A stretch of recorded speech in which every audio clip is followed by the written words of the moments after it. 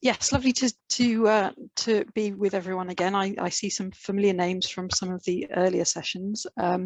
This is part 3 of a 4-part suite of training sessions looking at different aspects of audience development. All of the previous ones have been recorded, as this one will also be recorded. So if you've missed any of them or you want to catch up with them, you can get access to them all on the SEMD YouTube channel. And as Sarah said, today we're going to be looking at audience data collection. It's a relatively informal session, so please feel free to ask questions or make comments as we go through. We do have some, as Sarah was saying, we have a breakout session, and we've also got some discursive moments as well in the workshop. So please do contribute if you feel you want to, either through the chat if you don't want to speak up on camera, or just generally. As Sarah said, we do have a break scheduled, very short break, but if you need to step away for any reason at all, that's absolutely fine. Please feel free to do that. So what we're going to be looking at today is we'll have a quick round of introductions to get us all warmed up. And then we'll have a look at what you can do with audience data. So what are the reasons why you might want to think about collecting it, getting to grips with the data that you have, then looking at some practical issues around collecting data in practice, with a quick introduction to Audience Finder, which is a free tool that you might find useful to help you with that data collection. And then some information about the next session, which will be looking at understanding and using that data that you collect. And also, as part of the slide set, which you will receive after this session, there's a few slides of sources and resources to further information that you might find useful. Okay, so without further ado, just to introduce myself, for those of you who haven't attended the previous sessions, those of you who had, very familiar with me by now, I imagine. My name's Jackie, and I'm part of the consultancy team for the Audience Agency, and we work with arts and cultural organisations right across the sector, lots of different art forms, and really our role is to help organisations build meaningful relationships with their audiences through the use of data. So really understanding who it is that you're engaging with. And the work that I do is largely with organisations who have a visitor offer, so museums and galleries, libraries, heritage sites. So that's me. Now I'd like to get to know you a little bit. So if we could just go around, and if everyone could just share your name and your role at your museum, and also looking at my hilarious and highly scientific scale, where would you put yourself on that scale of 0 to 4 in terms of how comfortable and confident you feel about collecting audience data? Now I'm going to pick on Sally to start with, because you're front and centre of my screen, so apologies for that. But you do get to retaliate, so when you've introduced yourself, if you'd like to nominate the next person, that would be great. Thank you. Fine. Yeah, my name's Sally, and I was a museum professional for 24 years. Now I am a trustee and leading the accreditation submission for Seaford Museum, which is a small amateur museum, volunteer-run museum on the south coast. I'm somewhere in the middle on your scale, but I should say at this point that my fellow trustees are somewhere off the bottom. No real interest at the moment in acquiring information or really seeing why they should. So I've got a sort of uphill task ahead of me. Okay, hopefully this will provide you with some ammunition for that. So I think so, and they're somewhat overwhelmed by our professional past, so I can persuade them into things that might otherwise be difficult, I think. Great, thank you. So I would nominate Anne. Me? Yes. Sorry. Yeah, I'm Anne Middleton. I'm a trustee at Didcot Railway Centre, but I have been in the commercial manager role before. I would definitely put myself at 4, and probably my colleagues a little bit lower down. Give me a spreadsheet and some data and I'm happy. I was having a conversation just yesterday with a colleague and she was saying, why do we need this? We know it. And I think, oh, you just don't understand. So hopefully I will find ways of putting the importance of this across. Thank you. Fantastic, I will thank you. nominate Charlotte. Hello, I'm Charlotte. I work at Discover Bucks Museum and I'm the marketing officer there.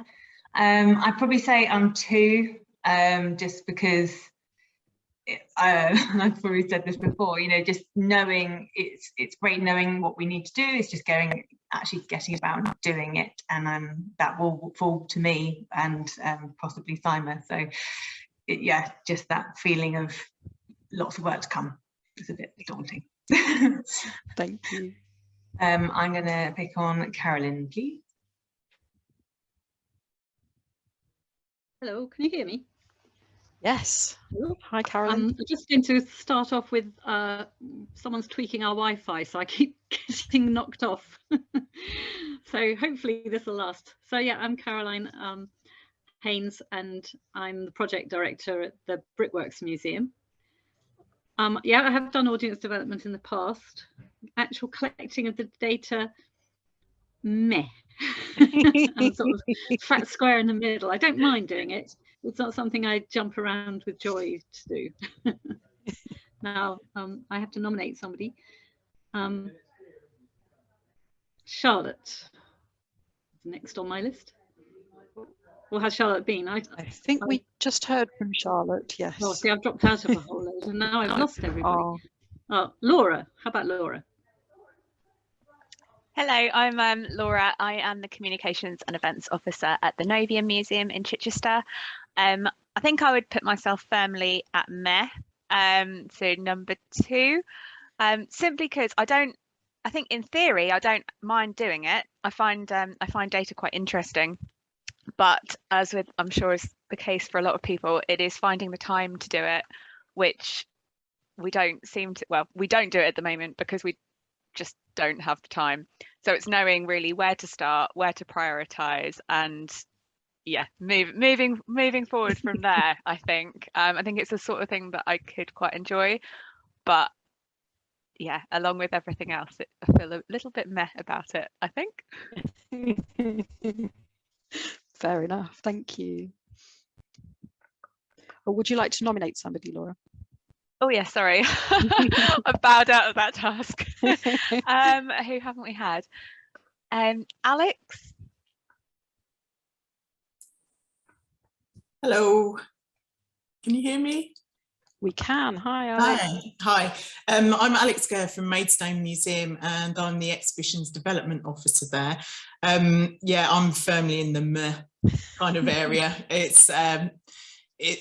I'm looking at really ways in which we can collect data about the audience that are coming to the temporary exhibitions to try and gauge what audiences they should be aimed at and what kind of things people are liking and not, blah, blah, blah. So it's really trying to get some more information on that side of things and how to go about it. Obviously we get feedback from people, but it's really finding out more specific data about those people. Sure. And I'm going to nominate Amy Swainston. Hi, I'm Amy. I'm the Exhibitions and Interpretation Officer at Elmbridge Museum.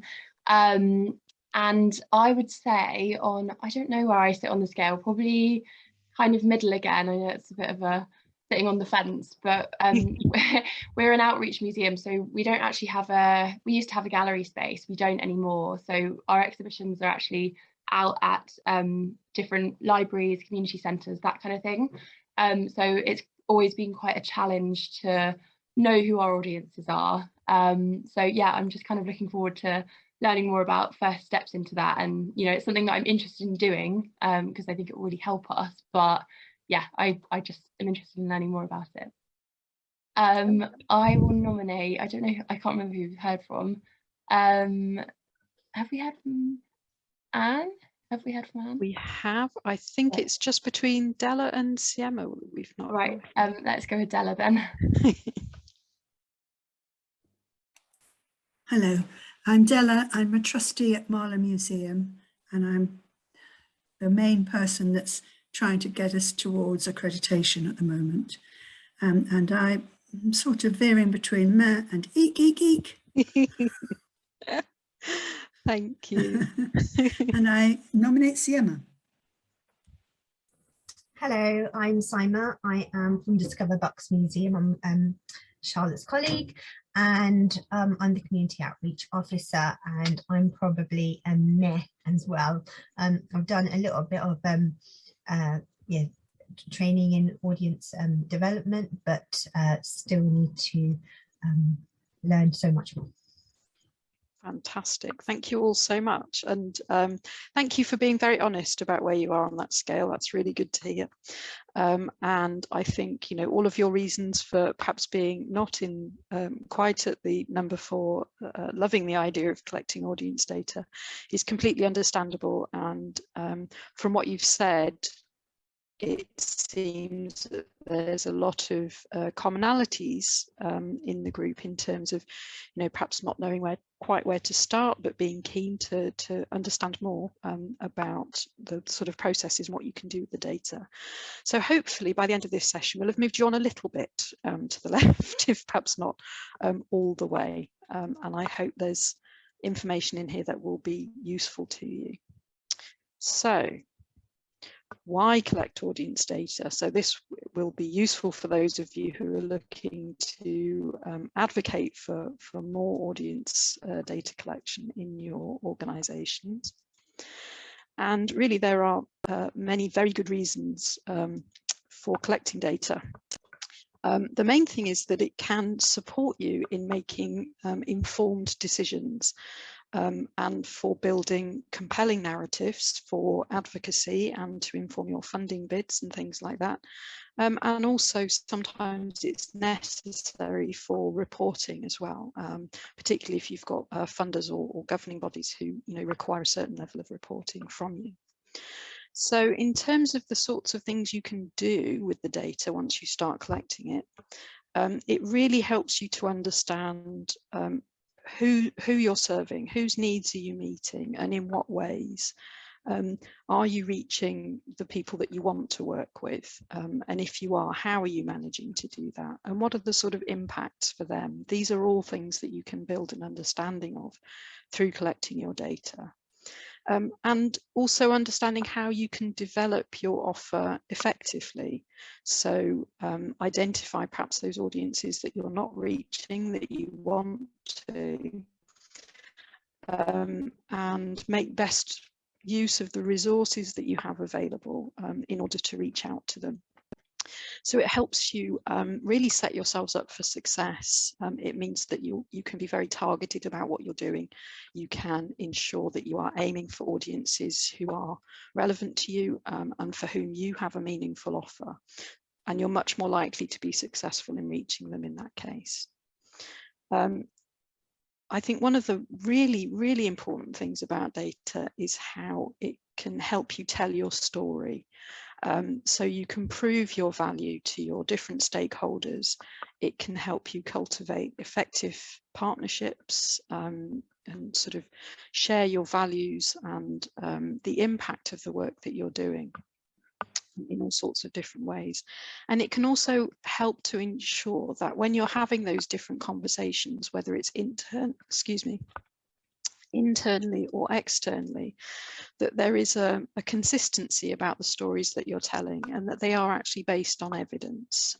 So it's not about assumption or anything like that. It can help you evidence the success of what you're doing, and I think that's it's a really key thing to celebrate your successes. Sometimes audience development can seem quite daunting, and it's, you know, it's long term, it's a long-term investment in time and resources.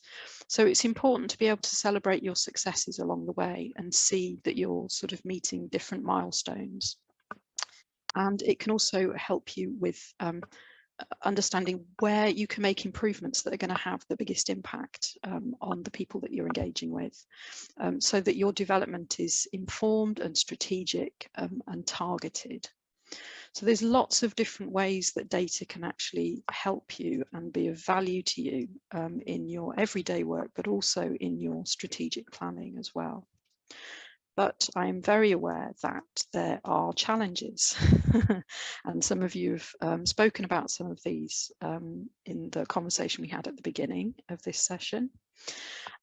So taking that on a bit further into a bit more detail, in your experience, what are the main difficulties that you face when you're thinking about collecting data from your visitors or from people who are participating in different activities with you?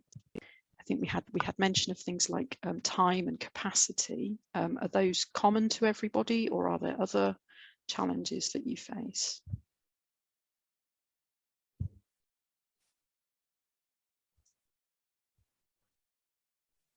Need to get volunteers to help me if I do, as I want to, start doing regular visitor surveys. I tried, I was going to in 2020, and I started trying with volunteers, and not a single member of the Museum Society was willing to put in the occasional session actually helping me do that. So that's going to be an ongoing problem.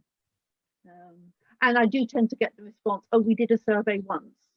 And when I ask when, it was a good long time ago, and it was less than a side of A4. So it wasn't very informative. But so getting people to help with any kind of audience development work will be quite difficult, I think. Sure.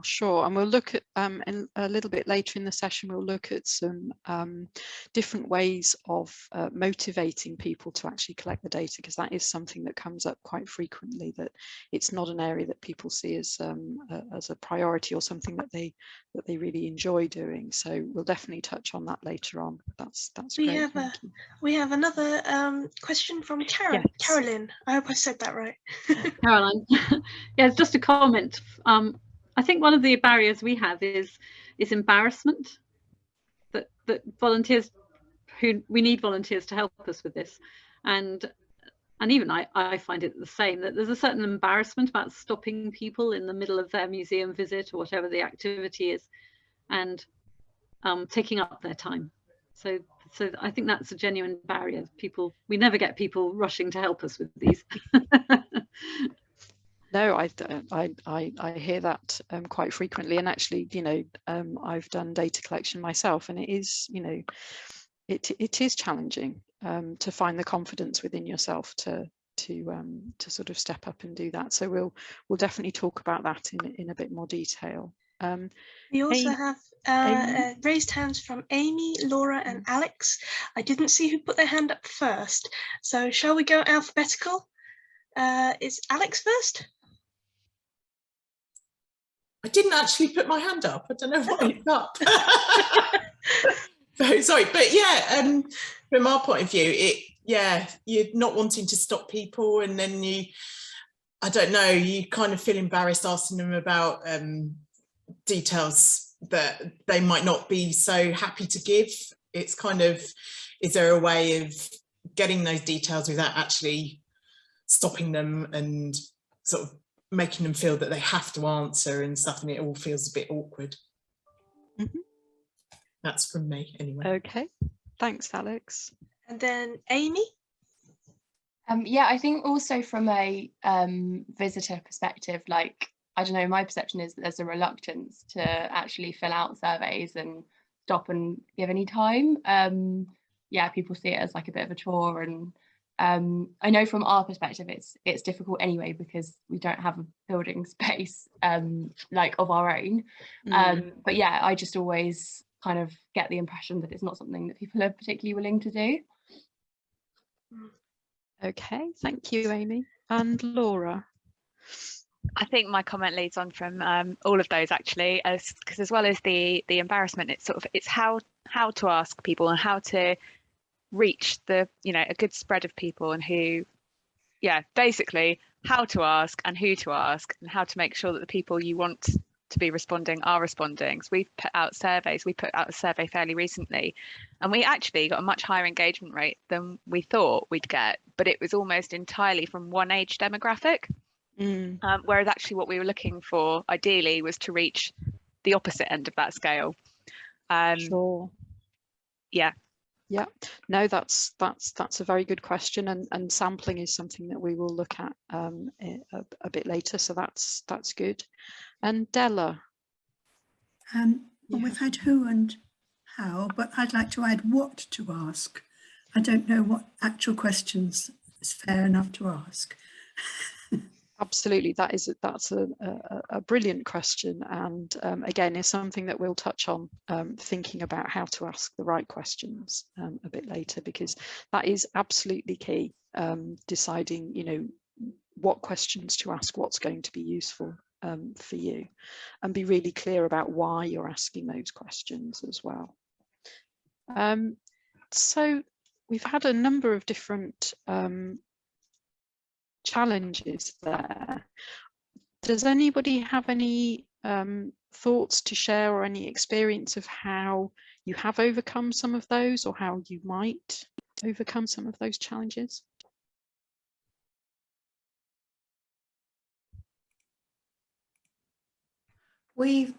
Sorry, should I put my hand up? No, that's fine. You don't have to. We use some resources from AIM, which is an online survey, which gives us a degree of data. It's quantitative data, but that's a good starting point, because that's helped us target some of the sort of free text questions. So if we highlight an issue that our visitors are telling us about, then we can actually go in with specific questions and ask them. And it also makes the questioning easier, because it says, our survey has shown us this. Can you help by telling us, your views? Fantastic. Yes. So digging a bit deeper into the reasons why people are responding the way they are. No, that's great.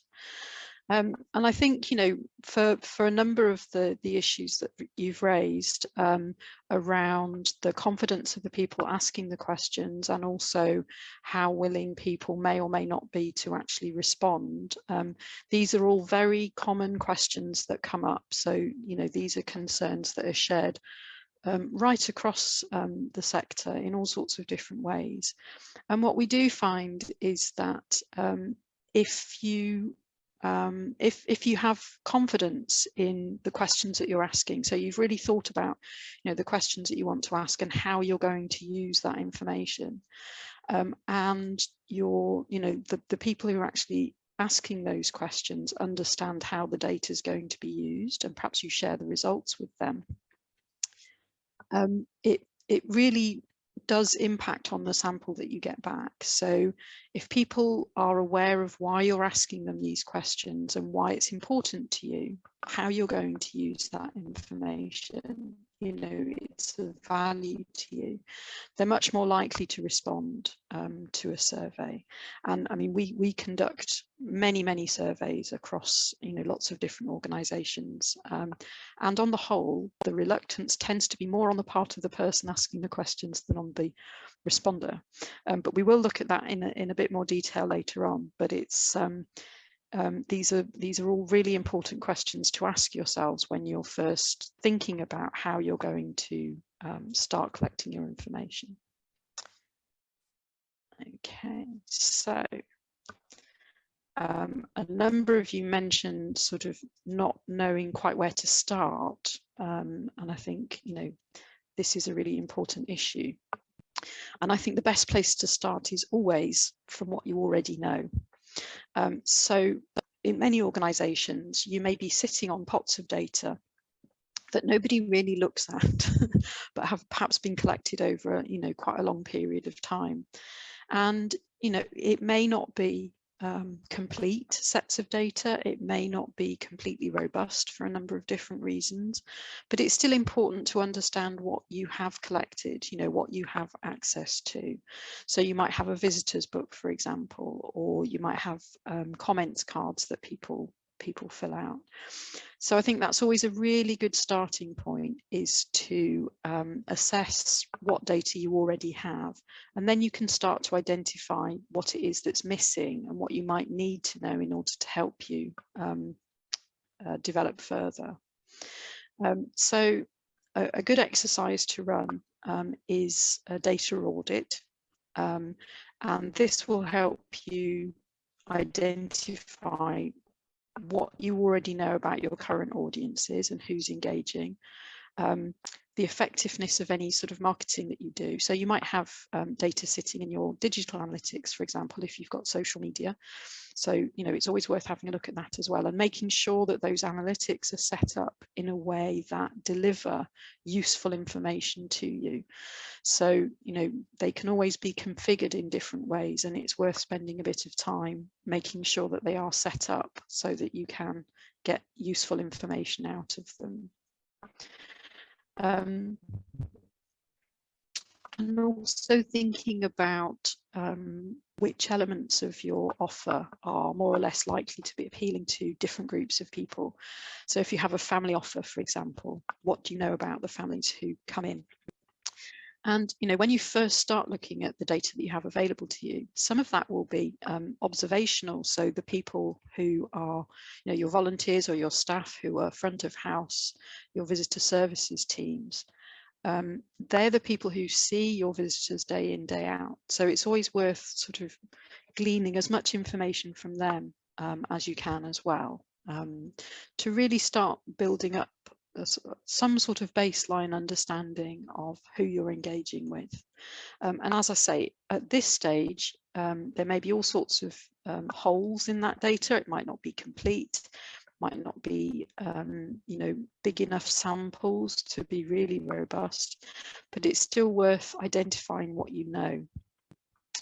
And one of the things that the South East Museums development team have commissioned as part of this suite of training and support for audience development are a series of engagement area profile reports. And they cover the whole of the South East region. So there will be one which is relevant to where you are.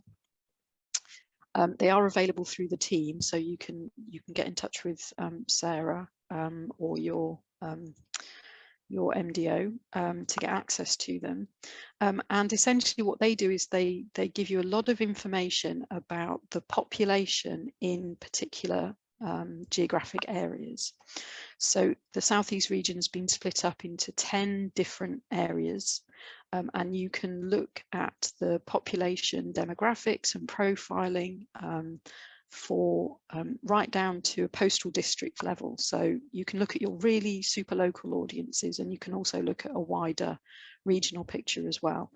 There was some training around using those, which was recorded, so you have access to that as well.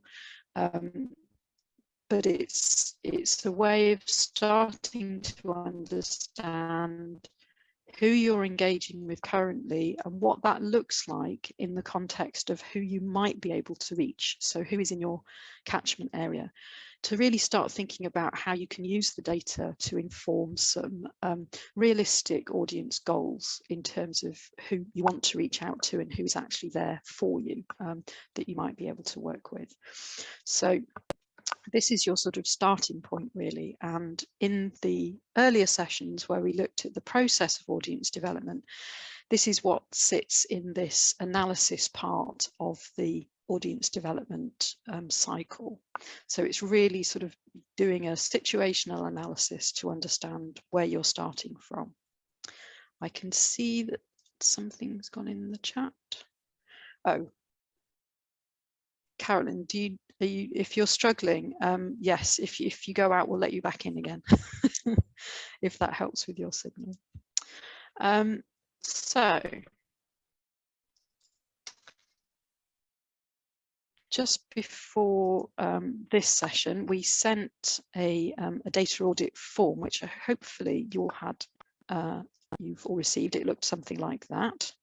So I'm hopeful that everyone had access to that and can perhaps open it at this point now. Because what I'd like you to do is set up some breakout groups, which you'll be pinged into shortly. And we're just waiting on Caroline to come back before we go into our breakout rooms. That's fine. And I'll post these questions in the chat so you still have access to them once you are in your breakout rooms. So using that data audit template, what I'd like you to do is start to identify some existing sources of data that you have collected or that you know of in your museums. And they could be, you know, sort of different data pots. So it could be that you have an education and learning team, and they might collect data about the schools that they engage with, for example. You might have a shop or a cafe which generates point of sale information, or they may have feedback cards, comments cards. You might have a visitor book. As I say, your digital analytics will be part of this as well. So really have a good think through about all the possible sources of information that you already have in your museums. And then using that form, start to think about why it is that you collect that information. So how do you use it? Who's it for? Who sees that information? Is it shared across the organisation? Is it just held within particular teams or by particular people with roles within the museum? And how reliable do you think it is? Do you get a sense that it covers a lot of your audience, or perhaps just a bit of it? Really start to think about what that data looks like. And then if you have time, have a think about what's missing. So that's on the second side of that, that data audit form. So are there things that you need to know that you don't have data for at the moment? And really this is just a sort of starting point for this discussion to start thinking about it.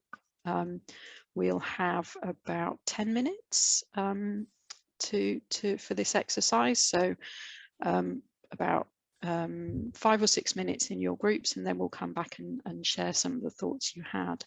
But this is really an exercise that you can take away and spend a little bit longer on after this discussion. But this is really just to get you started thinking about those areas. So let me just open the groups. Yes, please. Yep. Okay. And I've just posted those questions in the chat so that you can see them once you are pinged into your groups. And then we'll see you again in about 5 or 6 minutes. We'll give you a warning before we bring you out of the groups again. Right. Excellent. So would somebody from group 1 like to feedback on what sort of things you came up with, what data sources you identified, and if you managed to get to thinking about how robust they were, how helpful that was? I'm happy to, if nobody else is. Thanks, Carol. We just got going when you shut us down. Isn't it we didn't get very the far way? Yeah, but we had quite a lot of discussion around online ticketing and how fantastic that's been, because it collects so much data for you, and we never had that before, and moving into next year we're going to maintain it. So yeah, fantastic. I think that's the key outcome. If anyone else wants to add something. I think the only other thing which we were just beginning is how difficult it is to collect information from people face to face. Sure, especially at the moment. I mean, there's lots of safety considerations around face-to-face data collection at the moment, particularly, but yes, there are challenges around that. And I think that's a really good point about the fact that many more museums and heritage sites have access to sorts of data that they didn't have pre-COVID because of the need to introduce booking systems and things like that. So, you know, this might be a whole new data source that you can take advantage of. And yes, apologies, it was a very quick start to this exercise, but as I say, it's a very useful thing for you to take away and do in your different organizations to really start to get to grips with what you have access to already and what you might need to think about collecting in the future. Any thoughts from group 2?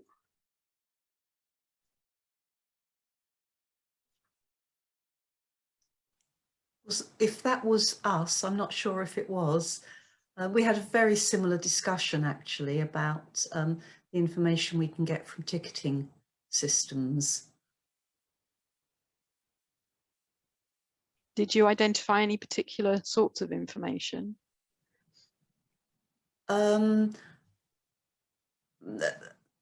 Partly that it's very helpful, be it adults, children, you know, over 60s or whatever age, but partly no detailed information about the age range of children. So it could be anything from, you know, sort of 0 to 15 or possibly something else. So that could be a piece of extra data separately. Fantastic, thank you. You did also mention the fact it became clear that access to information that already exists isn't always easy. So that analytics from social media may be the preserve of somebody else, and actually getting that information from them to use yourselves can be a bit of an obstacle.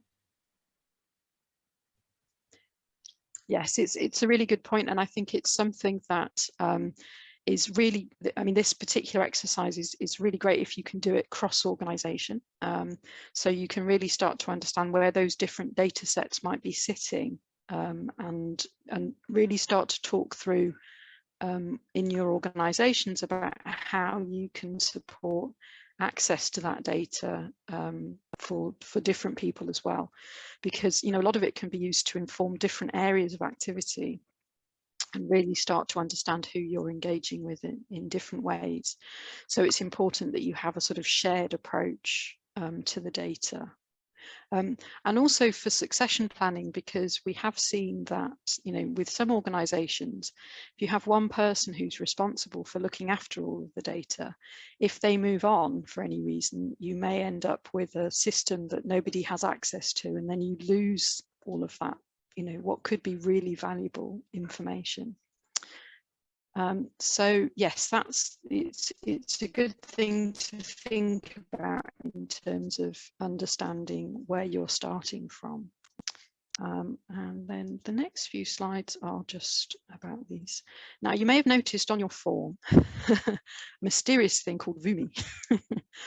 And this is we find this a very useful way of thinking about what questions do you need to ask. And this was something that was mentioned earlier in terms of, you know, where do you start? What questions are the right questions to ask? And this is a very good discipline to use because particularly when you're carrying out surveys, there is always a temptation to ask all of the things that you want to know. And you end up with a very long survey, which nobody wants to answer, because nobody wants to spend 25 minutes at the end of a visit completing a survey. So the Voomi is vital. So information that you absolutely need to report back to funders. Perhaps it's part of your funding agreement, for example, or it might be, you know, part of your accreditation process, or for some other reason, you know, you might have stakeholders that you absolutely have to report back to. So that's the vital information. And being really clear about what that information is so important to make sure that you collect what you need. And then there's useful, and this is data that you can actually use in practice. So it could be that you use it to inform your strategic planning. It could be data that you use to inform funding bids, to demonstrate your understanding of who you're engaging with, and what difference, you know, potential funding would make to you in terms of, you know, who you might be able to reach through new activities that the funding supports, for example. And then there's merely interesting. And this is such a difficult area, because there's lots that you might want to know about your visitors and the people who participate with you, but actually it's not information that you are going to use in any way at all. And in that case, don't ask it, because it's a waste of your time asking it. It's a waste of your visitors' time in answering those questions, and you'll just end up with piles of information that doesn't go anywhere. And I think, you know, an example of this is I did some work with an organisation who they were putting together an e-survey to send out to people who had attended events or who were on their mailing list. And they had noticed that quite a large proportion of people would say that they were going to an event on their Facebook page and then didn't turn up. And they wanted to ask, have you ever said you're going to an event and then not turned up? And if you have, why did you do that? And I could absolutely understand why they wanted to know, but there is nothing that they could do with that information, because, you know, there's no guarantee that people will tell you the real reason why they didn't turn up, which is likely to be that they just didn't feel like it at the time. And you are not going to change people's behaviour. But the data that they needed, they already had, because they could track the proportions of people who said they were coming compared to the proportions of people who turned up. So they could plan their sort of resources and so on for the event according to that. So they already had the information that they needed to be strategic about their event planning. And the rest of it was really just merely interesting to them. It wasn't anything that they could use. So we didn't include that in the survey. But it is very tempting to ask those questions. So it's worth going through this sort of little exercise if you are putting together a set of questions. So that's, and I always use this image for those of you who are Douglas Adams fans. This is the ultimate answer to the ultimate question, because the ultimate question was never really defined. The answer came back as 42, which was not a very useful answer to get. And that's what you'll get if you don't ask the useful questions. You won't get useful answers at the end of it. So that's always worth thinking about. In terms of what sorts of data you can collect, there's lots of different methodologies you can use, and they are all useful in different contexts. So this is just some of them. So survey data that we've already talked about, feedback forms, one-to-one interviews with people, discussion groups where you might get a group of people together and talk through particular elements of your offer or something that you're planning to do to see how they respond to it. Observational data, which can be useful, although there are things that you should bear in mind. There are characteristics that you can't observe. You need to ask people. So somebody mentioned earlier on the idea that some questions, when you ask people, seem a little bit more personal, a bit invasive, and this can, this comes up quite a lot in terms of asking demographic questions. For example, people can feel reluctant to ask those questions because they do feel quite personal. But really, the only way to get data about those characteristics from people is to ask them to self-identify. You can't make assumptions about people, so you absolutely have to ask them those questions if you want that information back. You can also use things like vox pops, so very short focused questions that you can ask and record from people in a more qualitative way. And then there are lots of different creative and digital approaches that you can use as well, and we'll look at a few of those in more detail. So we will go into a bit more detail about some of these methodologies after the break, which we'll have in a second. But really the thing to think about is that it's really important to identify what information is going to be useful to you. What is it that you need to know? And who are you talking to? So who are you asking these questions of? And what can they meaningfully tell you. So always thinking about the context of how you're conducting the research and why you're doing it. So we'll have a quick break now for 5 minutes, and then we'll start to look at some of the practicalities of some of these approaches to data collection in more detail. So we're just about at 2 to 3 now. So if we come back at 3 o'clock, and then we will start looking at that in more detail.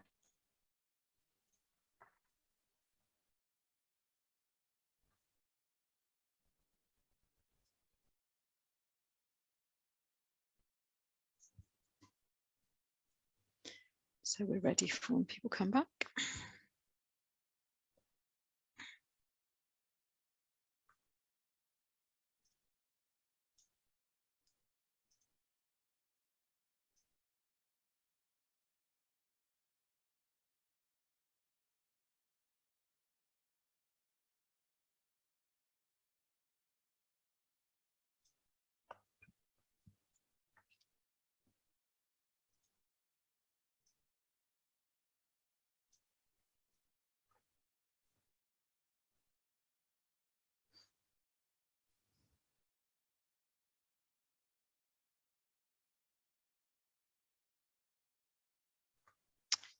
Okay, so hopefully everybody's back now. Will be joining us shortly.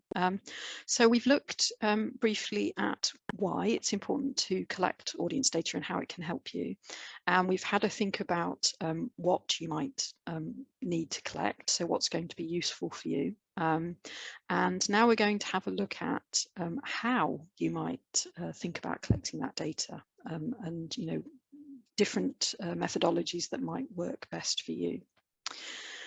So thinking about survey research, first of all, because this is really a core way of collecting information about your audiences, particularly for organisations with a visitor offer. So there are sort of 2 main routes to collecting survey data. And pre-COVID, the gold standard was to do face-to-face interview data collection, either using paper forms or using tablets to collect the information. Now, with thinking about the COVID safety measures, that hasn't really been possible since reopening, partly because of visitor confidence, but also because of, you know, making sure that staff and volunteers feel comfortable about, you know, what they're being asked to do whilst remaining safe.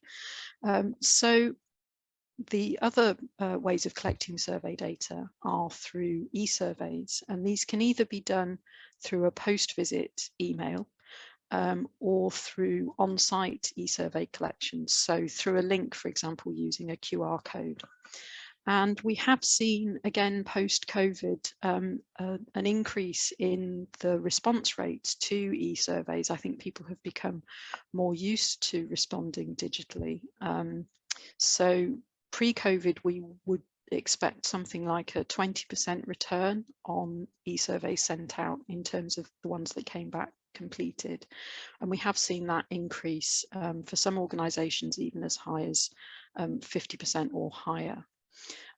But the sort of the consideration that you always need to think about with e-surveys is that there is a self-selection bias. So people, you may see that, you know, some people are more likely to respond to an e-survey than others.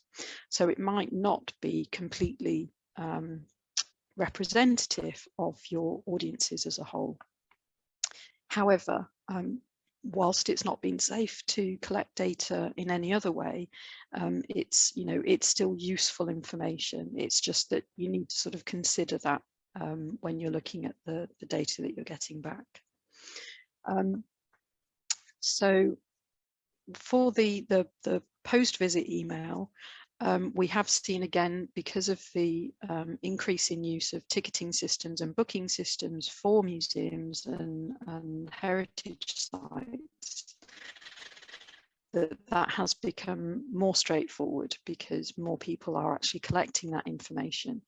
So if you do have a system where you are collecting visitor emails as a matter of course, that can be a very straightforward way of sending out surveys after they visited. You do have to make sure that they have agreed to receive emails like that from you through your GDPR compliance. So messaging when people are booking, for example, needs to include the opportunity for them to opt in to the research.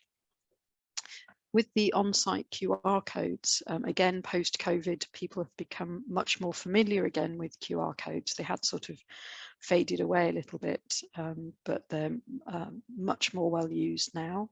And again, we have seen an increase in the people who are willing to use their own devices to respond to an on-site e-survey. But with all of these things, the key thing to encourage people to take part in the research is positioning of that research. So really making it clear to your visitors why you're asking these questions, why it's important to you, and why their responses are valued. So the time that they take, whether that is through a face-to-face survey completion or through responding to an e-survey, so that they understand how their data is being used.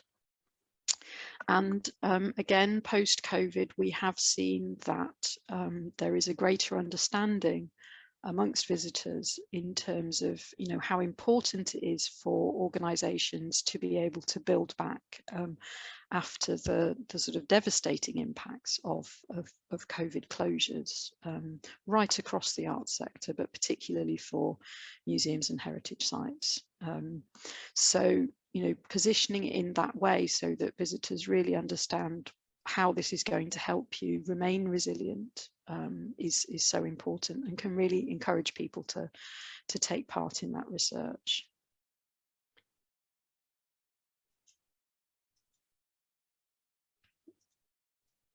And I'm just going to introduce you quickly to Audience Finder, which is a platform service that the Audience Agency developed to support the arts and cultural sector in collecting and using audience data. So it's a, oh, sorry, my screen's gone a bit strange. So it's been designed for the sector to support organisations with embedding a simple, no cost way to consistently collect audience data and monitor their audiences going forward as well. So this is just a very quick introduction to how the Audience Finder system works. So you put survey data in, or you can put ticketing data in. And then I love this little piece of animation. And it all gets churned up in a national aggregated data pot. So in addition to helping you understand your own audiences, it also puts them in a context of wider engagement as well. So you can look at your data compared to other organisations that are collecting survey data in your region, or you can look at it within a population context as well. So you can see what your audience reach looks like in those different contexts, which, you know, supports you with your sort of benchmarking and really understanding the impacts that you're having. And then one of the outputs that's generated from the data is audience spectrum profiling, which is a way of understanding levels of audience engagement. We looked at that in more detail in the previous session. So if you're interested in finding out more about that, do check out the recording for that one. And then from that, you get an organisational dashboard with all of your audience insight presented to you in the form of charts and tables. And you can have as many organisational sign-ins to that dashboard as you want, which again supports that idea of sharing data across the organisation. and you also have access to a number of national audience data sets. These are free to access even if you're not putting data into Audience Finder. So they give you a lot of information about who's doing what and where in the country to really help you understand the context of what you're doing. And then there is some standard reporting and also some, the potential for custom reports as well, so more bespoke ways of using the data that you have. And as I say, at its core level, so for your core survey setup and for your access to your dashboard and to all of the national data sets and your audience spectrum profiling, that is all completely free and is open to any organisation regardless of size or governance. There are ways to bespoke the survey, so you can ask questions which are relevant to you, specifically relevant to you, but that's where there may be some costs attached to that. But at its core level, it's completely free. And there's a link there so you can explore it in a bit more detail. And that core survey covers all of these metrics in terms of the information it gathers about your audiences. So it gives you your audience profile, so demographics. It collects your postcode, which drives the audience spectrum segmentation, and also the mapping of your audiences, so you can see where people are coming from. And it also collects group makeup data, so you can see the proportion of your family audiences, or adults visiting alone or adults visiting in groups. It also captures data about visit behaviour, so how frequently people are visiting. Are they first time? Are they repeat? Have they visited you a number of times over the last 12 months, or do they come, less frequently? And their motivations for visiting. So, is it to learn something? Is it to spend time with their friends and family? And lots of different other reasons why they might be engaging with you. And it also collects some ratings information as well about the experience they've had and whether they're likely to recommend you as a visit to their friends and family. So there's a lot of information you get in the free survey. So if that's, if you think that might be useful to you, all of that is sort of formatted and set up for you as part of the free service. So please do check out the further information about that if you think it might be useful. Now, one of the things we touched on earlier was understanding, the sample of data and whether it's robust or not. How much data do you need to collect in order for it to be useful to inform your strategic planning, for example, so that you can be confident that you are basing your decision making on valid data. And essentially, in an ideal world, we would speak to everybody that visits your museum or takes part in your event, but that's not possible. It's not practical.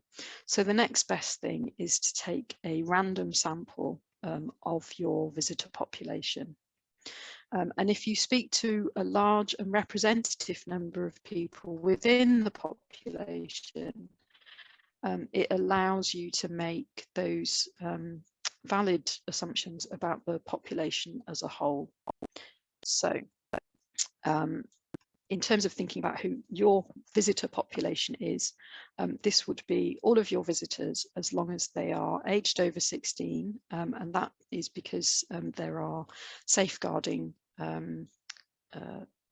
legal requirements around speaking to people who are under 16. And also people who have engaged with your offer in some way. So they've had some sort of meaningful experience that they can talk to you about. And within that, what you're looking for is a random selection of people. And we'll have a quick look at the potential for bias within when you're asking people questions in a bit. But essentially, what you're looking for is a representative sample within that overall visitor population. And what you need to ensure is that everyone who visits essentially has the same chance to offer their information, so that that sample can be as representative as possible. And in terms of the amount of data, organisations taking part in Audience Finder, we ask them to aim to collect 380 responses across a 12-month period of data collection. And this is a statistical number, which means that if you manage to collect that amount of data, you can be confident that the margin of error in the data that you're looking at is plus or minus 5%. So, for example, if 40% of your visitors identified as being from a particular age group, you can be confident that over the whole population of your visitors, between 35 and 45% would have answered that question in the same way if they'd been asked. It may seem like quite a daunting number, but if you break it down, if you are a museum that's open year round, for example, that's 1 or 2 responses a day over the 12-month period will, enable you to hit that target. So it's not unsurmountable in terms of your day-to-day activities. And obviously, if you can achieve more than that, that's great. It won't impact on the margin of error significantly until you get into the tens of thousands. But it does enable you to sort of break up the data in more interesting ways. So you can look at the responses from one group of visitors in more detail, for example. But essentially, the 380 target will give you what you need in order to make confident decisions based on the data that you collect. But it's not only about the number of responses that you get, it's also important to ensure that the sample is representative. So things that can potentially skew the sample are things like collecting data on the same day at the same time. So you're not actually, so say you were collecting data on a Tuesday afternoon, you wouldn't see the people who might only be able to visit at weekends, for example. So, you might be missing out on your family audiences and they wouldn't be represented in the sample. But the main thing that actually can skew the data in face-to-face data collection is interviewer bias. And this is just a feature of human nature. We tend to approach people who appear to be a bit like us, perhaps the same age as us, and also people who look smiling and happy. And it doesn't necessarily, just because somebody doesn't look smiling and happy doesn't mean that they aren't perfectly happy to answer your questions. So what we suggest is that you put some things in place that help you to randomize the sample. So, for example, you ask every 5th person, regardless of who they are, whether they're in a group or whether they're on their own, what they look like. And it takes that decision making out of your hands and helps ensure that you do have a completely random sample. We've got lots of information and hints and tips on collecting robust representative samples, some of which are in the links that I've added at the end of this session. But we also run fieldworker training sessions as well, which can go into that area of data collection in a lot more detail. And in addition to that quantitative survey data collection, there are also a wide range of creative approaches you can take, which may be more relevant in particular contexts. So, for example, if you're running a workshop and you only have a relatively small number of participants, so a quantitative survey isn't going to, deliver the results that you need, but you still want to understand what sort of impact that workshop has had on the people who've taken part. There are different ways that you can gather responses from the people that you're engaging with. So some of the examples on this slide here are conducting vox pop interviews, so identifying 2 or 3 key questions that you could ask of everybody who attended a particular event or took part in that activity. and just record them. And then within that data, you start to look for patterns. So, you know, are there things that, you know, everyone is talking about, and sort of you draw out the key themes from the responses that you get back. And in this example is actually somewhere where the organization trained young people to conduct the research, because they were particularly interested in hearing from other young people. And we do know that that sort of peer-to-peer evaluation can be really effective, because young people are much more likely to respond in a meaningful way to other young people. So that's something to think about as well for different activities. And also there's, you know, there's ways of sort of building in feedback and collecting audience data into the activity. So at the bottom here, you can see a free drop-in open air event where people were just asked to write a few words about how they felt about the experience that they were having, and then have their photograph taken with their speech bubble board that they'd drawn up. So again, it's a really nice way of collecting more qualitative data as part of the activity that you're running. So there's lots of different ways of doing this. This was a photo booth as part of an event that encouraged people to dress up and have their photo taken to capture the mood of the event. Or you can use luggage labels where you just ask one question and then perhaps, you know, a couple of demographic questions, depending on the audience that you're interested in. And then you can get them to, you know, they can tie it to an installation or something like that, and it all becomes part of the activity. So that can be a really useful way of sort of catching on the spot responses to something that you're delivering. But I think the important thing about creative approaches is to really think about how you're going to use that data. You know, although it's creative, is it also robust? Is it also meaningful? Is it going to deliver you information that you can use, either for the reporting or for further advocacy, for example?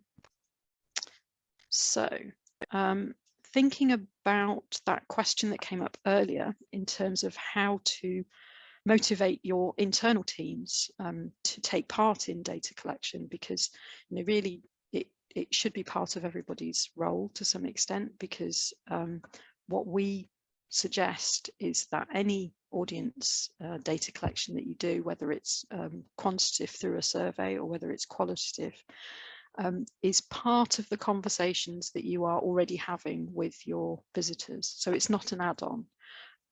It's, you know, it's all part and parcel of the engagement that you already have. And that can either be if you've got on-site e-surveys with QR codes, for example, or if you are going to be sending out an e-survey post-visit, having your front of house teams or the welcome team talk to visitors about that piece of research, so they're warmed up to it and they're much more likely to take part. But the important thing is that your staff and volunteers feel really confident about why those questions are being asked and how the data is going to be used, so that they can pass that confidence on to your visitors and be really positive about the process of asking those questions and collecting the data.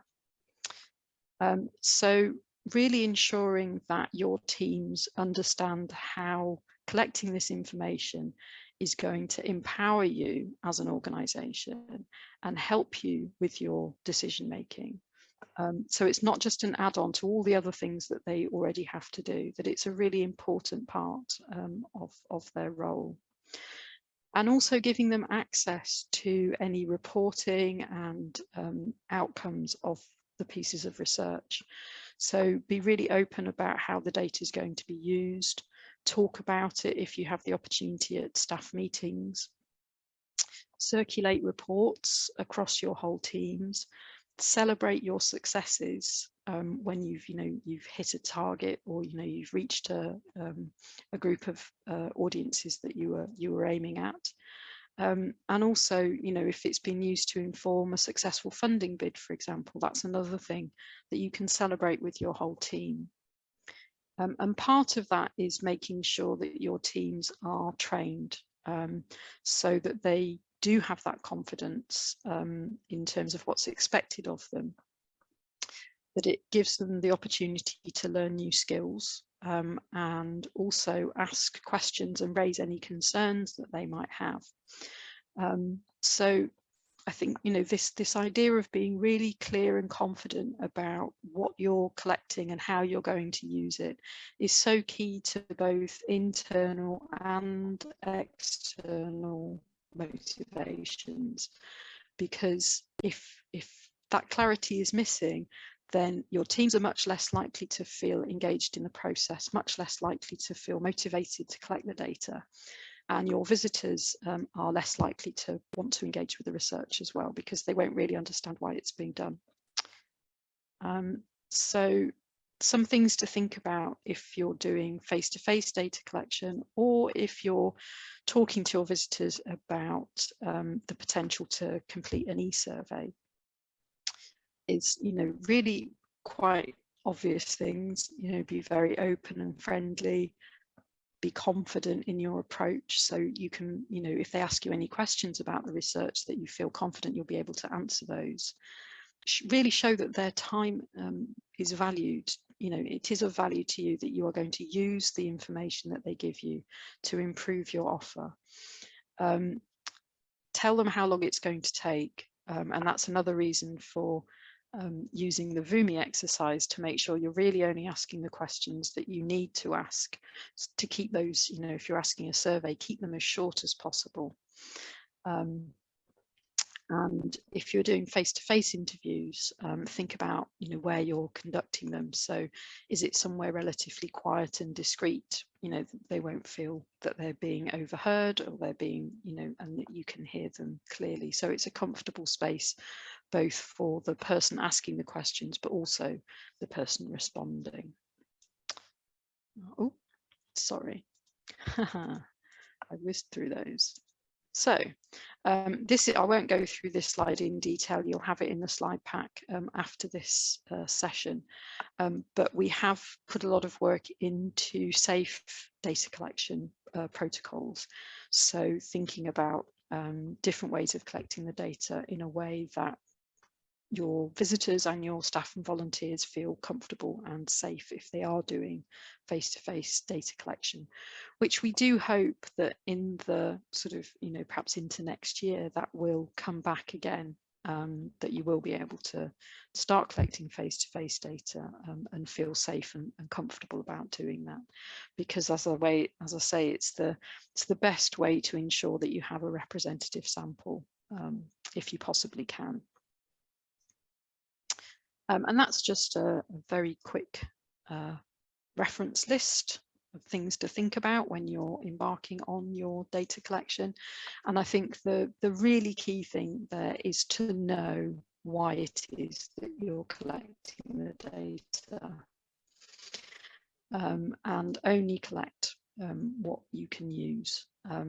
So don't just collect something because it's easy. If you're not going to use it, it's still not worth collecting it, even if it seems like a really easy thing to do. Think about what it is that your visitors can tell you meaningfully, and make sure that everyone in your organisation understands why the research is taking place and how it's going to be used, so that you can involve everyone in the process and get everyone sort of enthused about doing that. We're coming up towards the end of the session now, but I'm just going to go through these final slides.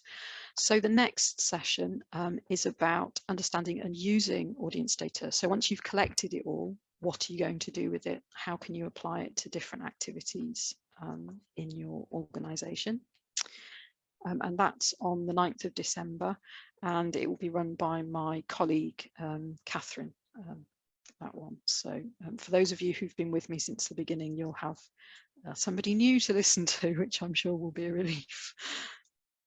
And then the final slides are lots of links to further information about the practicalities of data collection and evaluation, getting started with Audience Finder if you want to look at that and see if that will be something that would be useful for you. There's a little webinar you can watch about using the data, and there's lots of information about how to get signed up. We have a full team, support team for Audience Finder who can answer any questions that you might have about getting started with that. And then there's some further information about safe data collection and different methodologies with some pros and cons for you to think about, which might be most effective for you, given your particular contexts, and also some field worker guidelines, again, to help with that training process and supporting your teams in feeling confident about collecting data. Because, I mean, we talked briefly earlier about perhaps feeling a little bit nervous about collecting data that seems more personal to people, but it is very important that people are allowed to self-identify if you are collecting demographic data. And actually we do find that the reluctance is mainly on the part of the questioner rather than the person being interviewed. On the whole, people are more than happy to answer those questions. But within, for example, within the Audience Finder survey, and this is good practice in any survey where you're asking people those questions, they should always have the option to opt out if they don't want to answer. In practice, we see very few responses where people have chosen to not respond to those questions. But again, thinking about the positioning in terms of you wanting to understand the extent to which you're reaching all the different people that are in your local communities, for example, and make sure you're reaching them equally. Most people understand that, and if they can see that it's not just a box ticking exercise, that this is actually information that's valuable to you and that you are going to use it, they're usually more than happy to answer those more slightly more personal questions. And I've also put in a couple of slides about GDPR to help you make sure that what you're doing is compliant with that, and also the Market Research Society Code of Conduct. The audience agency are members, so all of our research complies with their regulations, but it's, they're useful for informing good practice anyway, even if you're not a member of the MRS. And that's it from me in terms of the slide